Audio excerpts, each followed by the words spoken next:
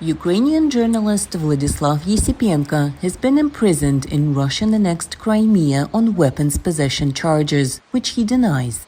In mid-August, Crimea's Supreme Court reviewed Yesypenko's appeal and reduced his sentence from 6 to 5 years in a penal colony. Yesypenko's wife, Iryna Solomko, says she tried but couldn't send him a package on September 1st, and for the next 2 weeks, neither she nor his lawyer knew his whereabouts.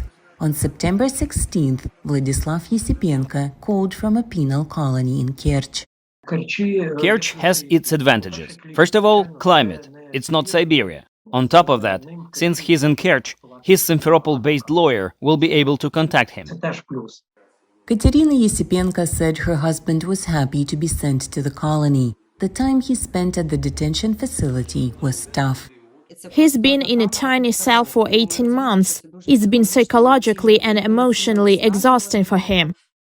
Tatiana Pichonchik, head of board at the Human Rights Center Zmina, calls the Yesypenko case a typical example of Russian occupational tactics, falsifying cases.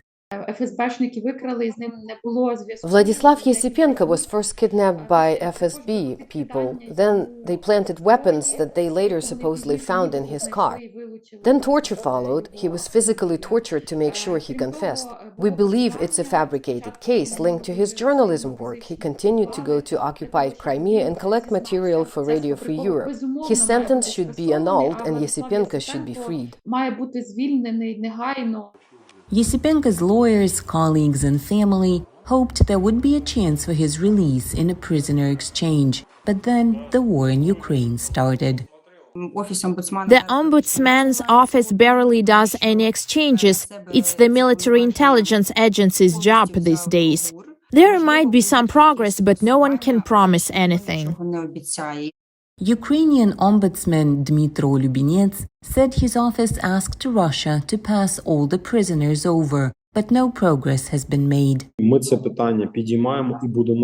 We've raised this issue and we will continue to do so, but they get annoyed about anything connected with Crimea. It's a matter of principle for us to get everyone back, and Ukraine's armed forces are doing the most to make sure our citizens come back home. Pichonchik says that since the war began, no political prisoners have been released. On the contrary, their number has increased as journalists who tried to report on Crimea were arrested. It's important for us to keep the attention and focus on political prisoners. Yesypenko's colleagues are also doing what they can to fight for his release.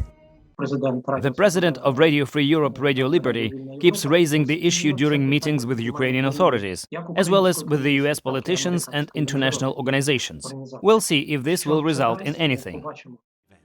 According to Pritula, Yesypenko's case has made the work of independent journalists in Crimea more difficult, and some had to cease activity.